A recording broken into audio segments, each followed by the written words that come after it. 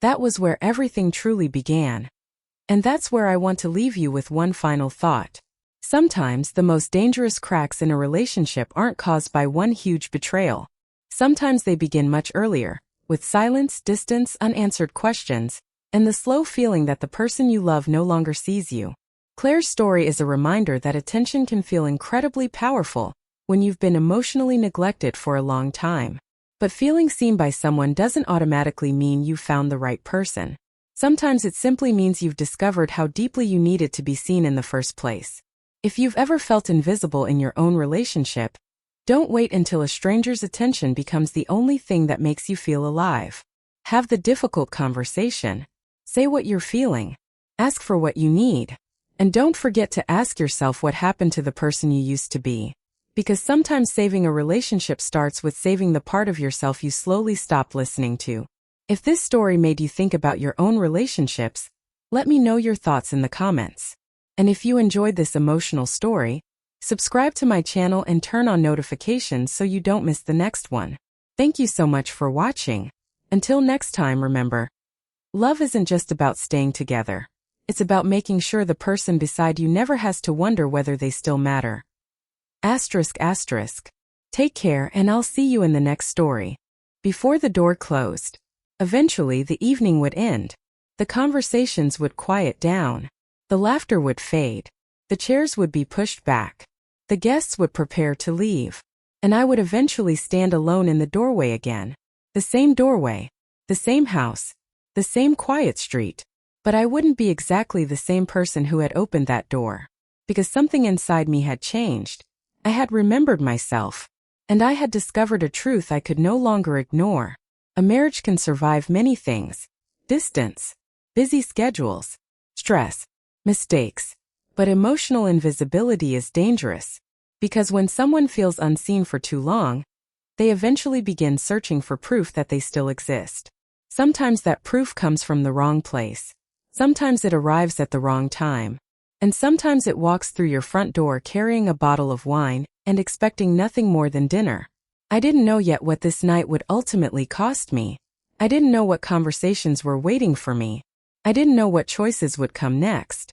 I only knew that I had spent years pretending I was satisfied with a life that had slowly become too small for me. And that night, for the first time, I admitted it to myself. I wasn't okay. I was lonely. I was tired. I was still capable of laughter. I was still capable of feeling.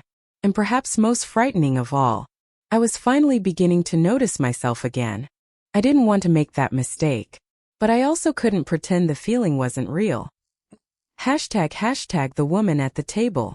That night I looked at my reflection again. And I saw someone I hadn't seen in years.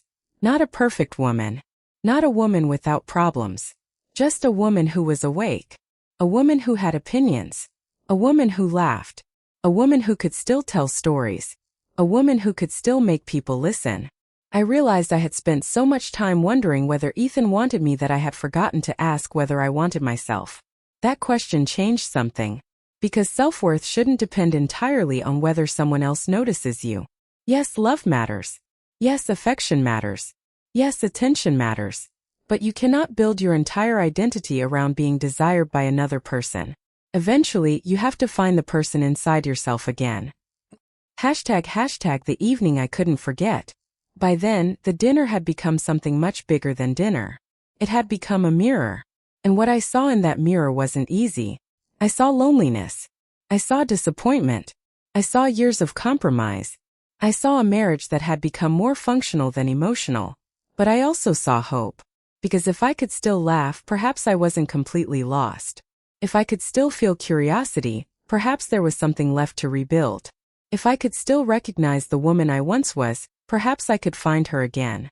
The night wasn't simply about temptation. It was about awakening. And sometimes awakening hurts. Because once you wake up, you can't comfortably go back to sleep. Because when you don't understand your own needs, someone else can accidentally become the answer to a question they were never supposed to answer. #the first crack. The truth is, the marriage didn't begin falling apart that night. The crack had been there for years. That night simply illuminated it. It showed me what I had been refusing to see. Our problem wasn't that 3 men walked into my house. Our problem was that I had been emotionally alone long before they arrived. The invitation didn't create the loneliness. It revealed it. And that is one of the hardest truths I had to accept. It would have been easier to blame someone. To say, they shouldn't have come. They shouldn't have noticed me. They shouldn't have made me laugh. They shouldn't have made me feel important. But blaming them wouldn't solve anything. Because the deeper issue was inside my marriage. And inside me. ## when attention feels like oxygen. Have you ever been thirsty for so long that the first glass of water feels like the best thing you've ever tasted? That's what attention can feel like after years of emotional neglect. A simple question can feel meaningful. A compliment can feel enormous. A shared joke can stay in your mind all night. Someone remembering a detail about you can make you wonder why the person closest to you forgot it. That doesn't mean the new person is extraordinary. Sometimes it means you've been receiving too little from your existing relationship. And that is exactly why these moments are dangerous. They can distort your perspective. They can make a temporary feeling look like a permanent answer. When what you really need is to feel alive again. Maybe I need another relationship. When what you really need is an honest conversation. Maybe my marriage is over. When what you really need is to discover whether the marriage can still be repaired. I didn't know which one applied to me. I only knew that something was wrong. ## the dangerous comfort of being understood. One of the most powerful things that happened that evening was simple understanding. Nobody told me I was perfect. Nobody promised to rescue me. Nobody made grand declarations. They simply listened. And that made me realize how powerful listening can be. When someone listens, they are saying, your thoughts matter. Your memories matter. Your feelings matter. Your presence matters.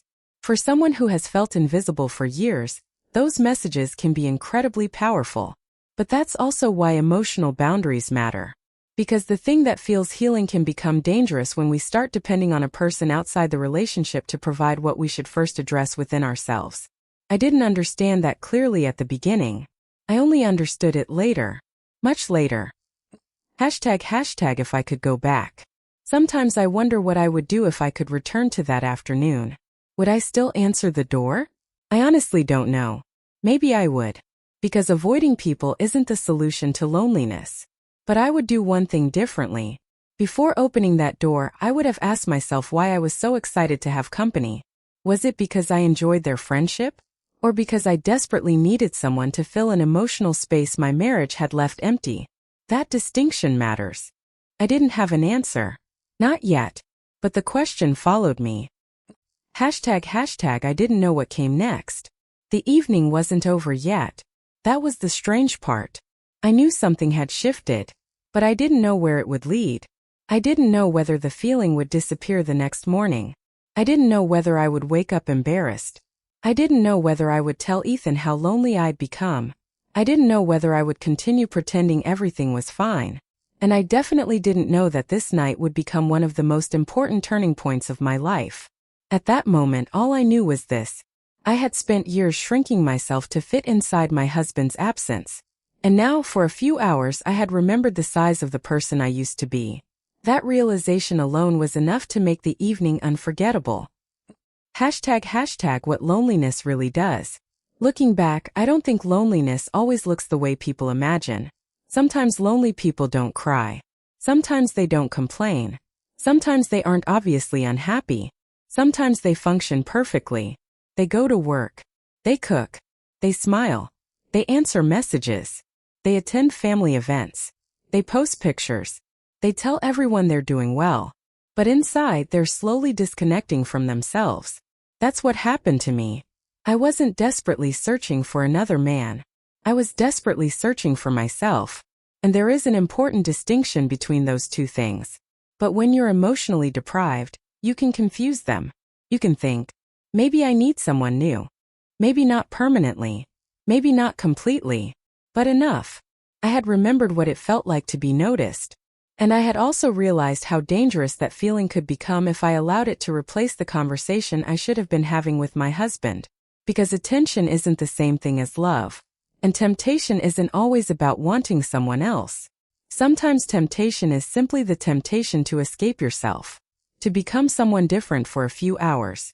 To forget the lonely version of your life. To experience a version of yourself that feels lighter.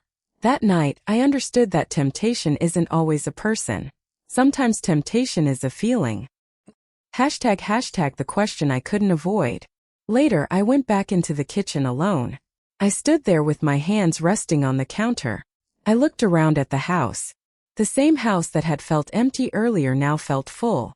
But I knew the people would eventually leave. The laughter would stop. The chairs would become empty again. The plates would be washed.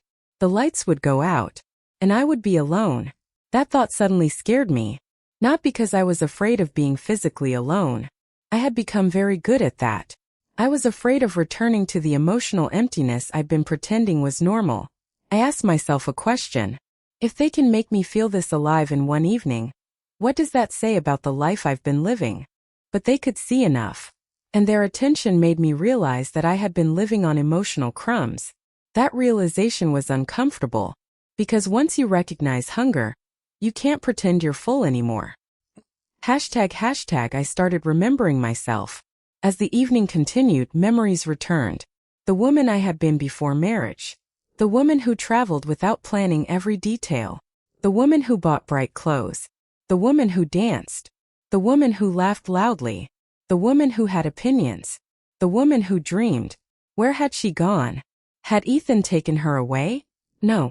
That would have been too easy. I had slowly handed pieces of her over myself. Every time I decided not to complain.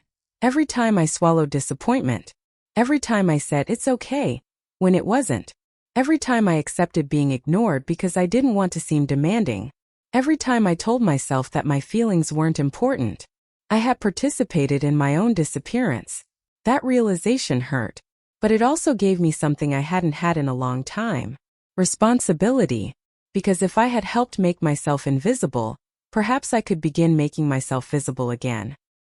### the moment the night felt different. At one point everyone was laughing. I looked around the table. 3 familiar faces. Half-empty plates. Glasses. The soft light above the dining table. Music playing quietly in the background. Nothing dramatic was happening. Yet I felt as though I were standing at the edge of something. I knew the evening had changed me. That memory came back to me that night.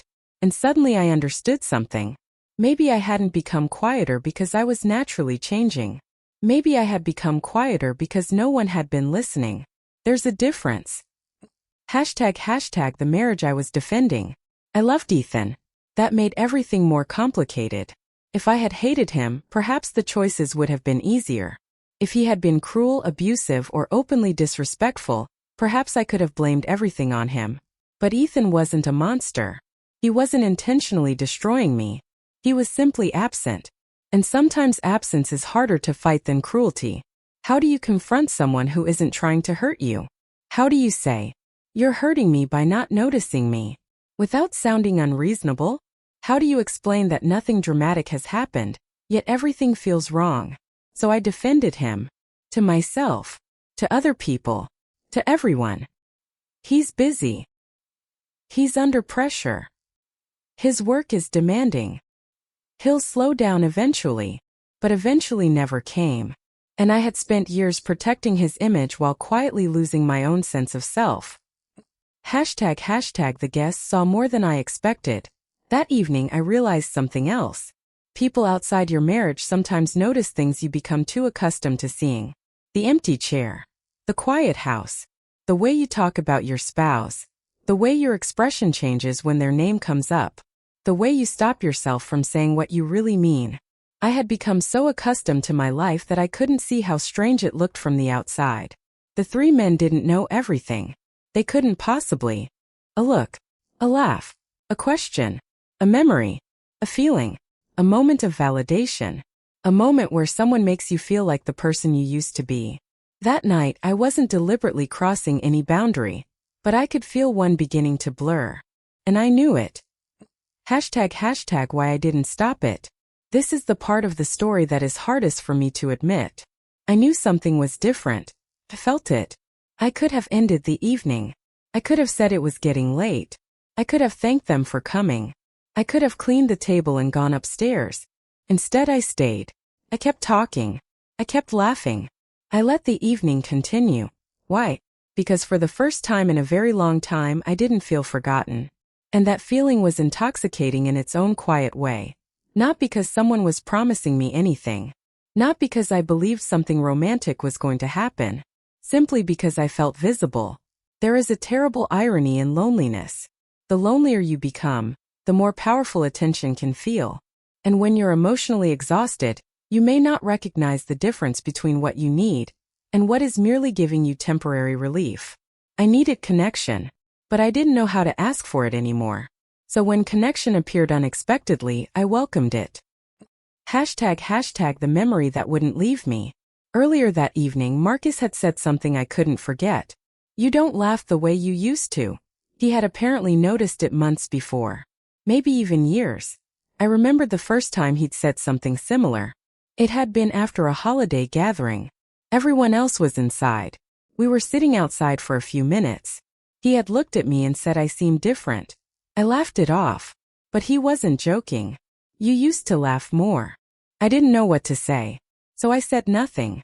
But when you've been deprived of small things for years, small things become enormous. ## the moment I noticed the change. At some point, I went into the kitchen to refill the glasses. I was standing at the counter when Ryan came in behind me. He started talking about something completely ordinary. I don't even remember what it was. But I remember the feeling. For once, I wasn't thinking about Ethan. I wasn't thinking about the empty side of my bed. I wasn't thinking about another business trip. I wasn't thinking about whether my husband would call. I was simply there. Present. And that frightened me. Because I realized how easy it was to feel alive around people who actually paid attention. That realization made me uncomfortable. I stood there for a moment and looked at my reflection in the dark kitchen window. I barely recognized myself. Then I heard laughter from the dining room. I smiled. And for the first time in years I wondered, what happened to me? ## the line you don't see. People often imagine betrayal as a single decision. They picture a moment when someone says, I am going to cross the line. But that's not always how it happens.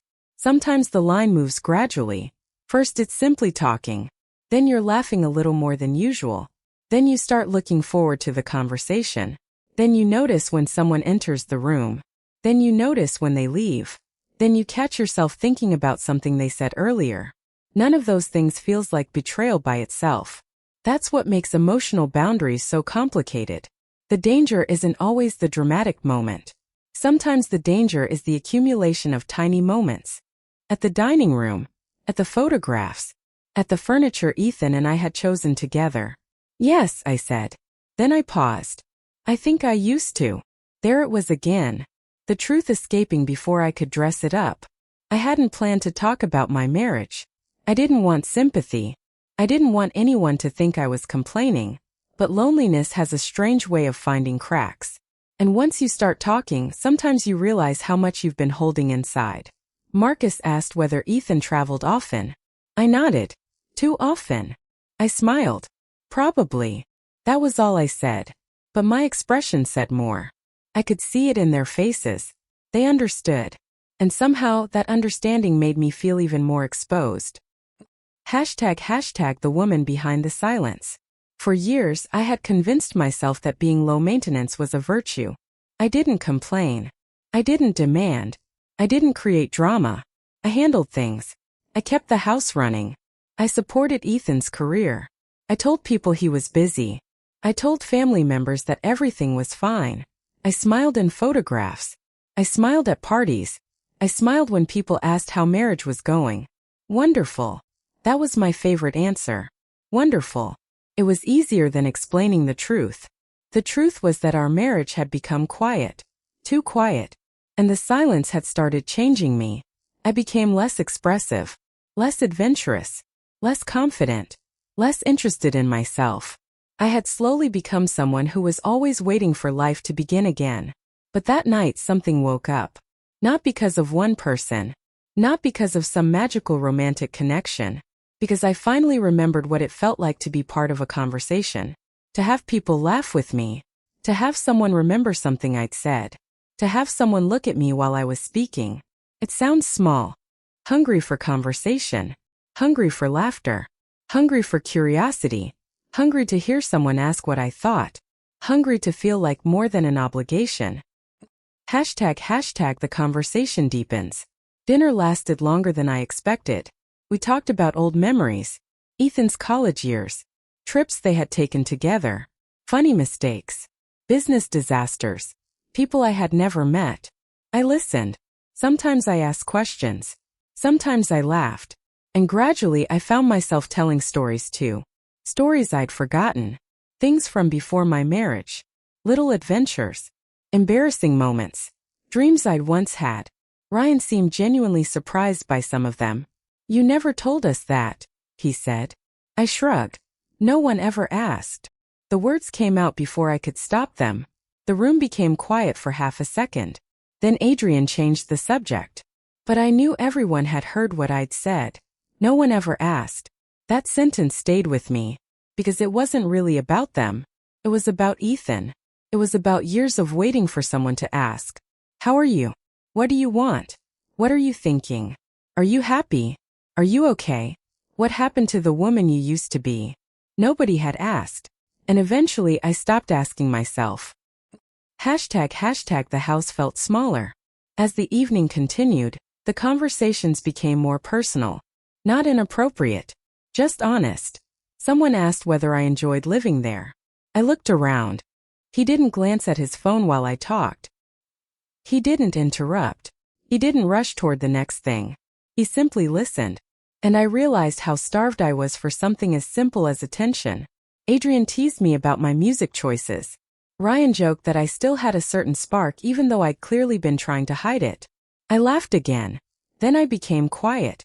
Because his words touched something I'd been avoiding. A spark. Did I still have one? I hadn't thought about it in years. I had spent so long thinking about who I needed to be for everyone else that I'd forgotten to ask who I wanted to be for myself. ## The difference between attention and love. I want to make something clear. At that point, I wasn't in love with anyone else. I wasn't planning to betray my husband. I wasn't looking for another relationship. I wasn't secretly searching for an excuse. What I was experiencing was something more complicated. I was discovering what it felt like to be noticed again. And there is a dangerous difference between being loved and being noticed. Sometimes you can technically have love in your life and still feel invisible. Sometimes someone can care about you and still fail to make you feel important. And sometimes another person's attention can expose just how neglected you've been feeling. That doesn't automatically make the other person your soulmate. It doesn't mean they are better. It doesn't mean the attention is healthy. It simply means something inside you has been hungry. And when you've been hungry long enough, even a small amount of nourishment can feel overwhelming. That's where I was that night.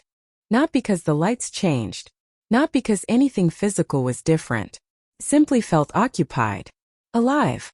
Ryan immediately made himself comfortable. Marcus asked whether I needed help setting the table.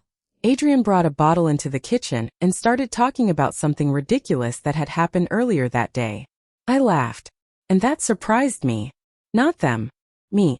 I couldn't remember the last time I'd laughed that freely. Not a polite laugh. Not the little laugh you give someone because you're supposed to. A real laugh. The kind that comes from somewhere deep. I suddenly realized something uncomfortable. I had forgotten what my own laughter sounded like. For years I'd been functioning. Working. Cleaning. Waiting. Sleeping. Repeating. But I hadn't really been living. That evening, for the first time in a long time, I felt present. ## being seen. Marcus asked me about a book I'd mentioned years earlier. I was surprised he remembered. It wasn't an important conversation. He simply asked whether I'd ever finished it. I told him I had. Then he asked what I'd thought about the ending. I answered. We talked for several minutes. And something about that conversation affected me more than it should have. Not because of the subject. Because he listened. Actually listened. Maybe because I was tired of spending another evening alone. Maybe because I wanted conversation. Maybe because I simply wanted to feel normal. Or maybe I didn't realize how badly I needed people around me. The answer probably doesn't matter. Because once I said yes, everything else followed. ## The knock. Around an hour later, Someone knocked on the door. I remember that sound perfectly. 3 quick knocks. Then laughter outside. I walked toward the door. For a second I hesitated. Not because I was afraid. Because I suddenly became aware of myself. My messy hair. My old clothes. The fact that I hadn't put on makeup. I almost laughed. Why was I worried? These were my husband's friends. They weren't coming to see me. They were coming for dinner. So I opened the door. Ryan stood in front. He had the same confident smile I'd seen dozens of times. Behind him stood Marcus, who was quieter and more reserved. And then Adrian, who was already making some joke before he'd even stepped inside. They greeted me warmly. Nothing inappropriate. Nothing obvious. Just 3 familiar faces standing at my front door. I stepped aside. Come in. And they did. I didn't know it then, but those 2 words would stay in my mind for a very long time. Come in. ## when the house changed. Something strange happened once they entered. The house felt different. Not because the furniture moved. Other times I'd dress nicely even though I wasn't going anywhere. I'd tell myself that when Ethan got home, I'd make the evening special. But then he'd walk through the door exhausted. He'd put his bag down, check his phone, answer an email, ask whether everything was okay. I'd say yes. He'd kiss my cheek. Then we'd go to bed. And I'd lie there beside him wondering how 2 people could be physically inches apart and emotionally miles away. Eventually I stopped dressing up. I stopped leaving notes. I stopped planning surprise dinners. I stopped asking when he'd be home. And something inside me went quiet. Not dead. Just quiet. ## the invitation. The dinner invitation came on a Saturday. Ethan was away again. Another business trip. Another hotel. Another evening where the house belonged entirely to me. I remember standing in the kitchen that afternoon. I had my hair tied back. I was wearing old leggings and a loose shirt. I wasn't trying to look attractive. I wasn't expecting company. I wasn't expecting anything. Then my phone buzzed. It was a message from one of Ethan's friends. We're nearby. Mind if we come over for dinner? I stared at the message. 3 names were mentioned. Ryan, Marcus, and Adrian. ***. I knew all 3. They weren't strangers. They had been around our lives for years. They had attended gatherings, celebrations, business events, holiday parties. They had sat at our dining table before. There was nothing strange about them coming over. At least that's what I thought. I replied that it was fine. Looking back, I sometimes wonder why I said yes so quickly. Maybe because the house felt too quiet. That one hurt the most. Because there was a time when I used to wait. I'd look at the time and think, he'll be home soon. Maybe we'll have dinner together. Maybe tonight we'll talk. Maybe tonight he'll ask how my day was. Eventually I stopped waiting. Dinner became something I did because people have to eat. Sometimes I'd make something complicated. Sometimes I'd heat leftovers. Sometimes I'd eat cereal straight from the bowl because preparing an entire meal for one person felt ridiculous. And sometimes I didn't eat at all. I wasn't trying to punish myself. I simply didn't care enough to bother. That was how far I drifted from myself. The house became a place where everything was organized but nothing felt alive. The furniture was clean. The kitchen was tidy. The garden looked fine. The dining table was large enough for 6 people. But most nights 1 chair was occupied. Mine. And that table became a symbol of everything I didn't talk about. There were enough chairs. There just wasn't enough connection. ## the little things I tried. I didn't give up immediately. I tried. I really tried. I bought new clothes. I changed my hair. I learned recipes I thought Ethan might like. I left small notes in his luggage before business trips. Sometimes they were simple. Good luck today. Call me when you arrive. Miss you. I hope your meeting goes well. Once I wrote an entire paragraph about how proud I was of him. He never mentioned it. Maybe he read it. Maybe he didn't. I never asked. There were evenings when I put effort into dinner and waited. The food would get cold. I'd cover the plates. Then eventually put everything away. Not because I stopped loving him, but because I stopped expecting anything from him. There is a strange kind of loneliness that happens inside a marriage. It's different from being alone. When you're alone, at least you know why no one is talking to you. But when you're married and still feel alone, you begin asking questions you don't want to answer. Does he still notice me? Does he still find me interesting? Does he still wonder what I'm thinking? Does he still look at me and see a woman? Or am I simply the person who takes care of the house, remembers appointments, buys groceries, and waits for him to come home? I never said those things out loud. I didn't want to sound needy. I didn't want to become the wife who complained. So instead I became quiet. And quietness can become a habit. ## learning to live inside his absence. Ethan traveled often. First I hated it. Then I adapted. That might sound like a good thing. But sometimes adapting to something painful doesn't mean you've healed from it. It means you've learned how to survive it. I learned how to eat alone. I learned how to sleep alone. I learned how to watch television without speaking to anyone. I learned how to make decisions without asking what he thought. I learned how to spend entire weekends without expecting him to be home. Eventually, I even learned how to stop checking the clock. Emails, business dinners, hotel rooms, early flights, late flights. And eventually, there was always a reason he couldn't be fully present. First, I understood. I really did.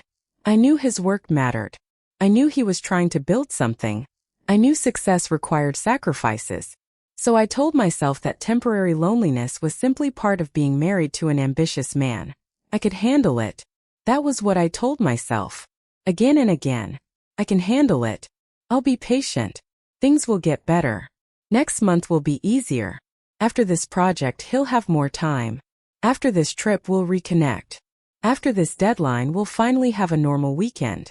But after this became the story of my life. There was always another trip. Another meeting. Another emergency. Another reason why tonight wasn't the right night. And eventually I stopped asking. That was probably the beginning of the real problem. I would put on lipstick even when I wasn't going anywhere because I liked the way it made me feel. I didn't need anyone's approval to feel beautiful. I didn't constantly wonder whether someone was paying attention to me. I simply existed. And I was happy to exist. But 10 years of marriage can change people. Not necessarily because marriage is bad. Marriage can be beautiful. It can be comforting. It can give you a sense of belonging you never knew you needed. But marriage can also become routine when two people stop paying attention to the person standing beside them. That was what happened to me. Slowly, quietly, almost invisibly.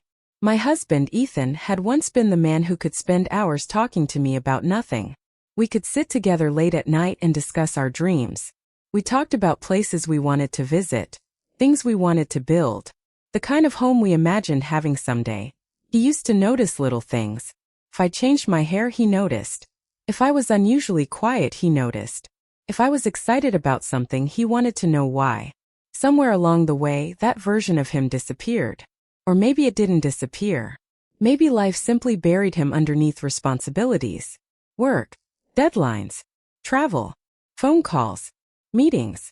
And somehow, without any dramatic announcement, without a single obvious warning, that ordinary Saturday evening became the beginning of something that changed the way I looked at my marriage, and at myself.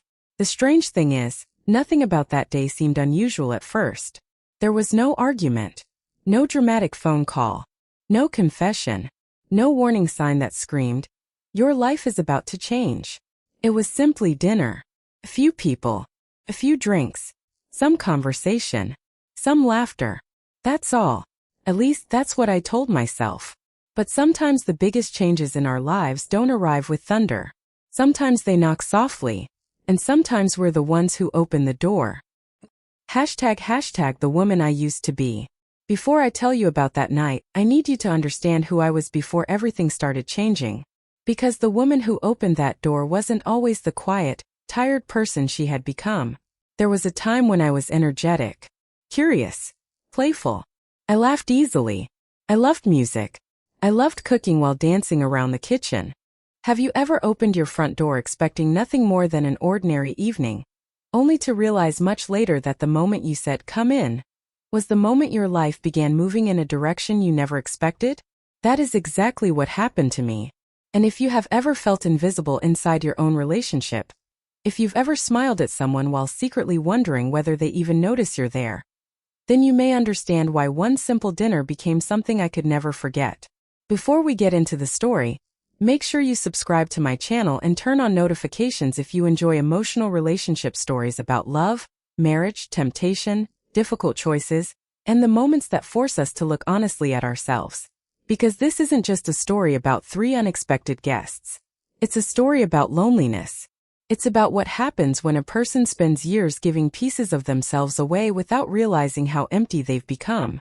And most importantly, it's about how sometimes the most dangerous moments in a relationship don't begin with anger. They begin with attention. My name is Claire, although that's not my real name. For the purpose of telling this story, let's call me Claire. And if I had known that one ordinary dinner invitation would force me to confront parts of myself I had buried for years, I probably would have ignored the knock on the door. Maybe I would have pretended I wasn't home. Maybe I would have sent a polite message saying I wasn't feeling well. Maybe I would have smiled, apologized, and told them we could arrange another evening. But I didn't.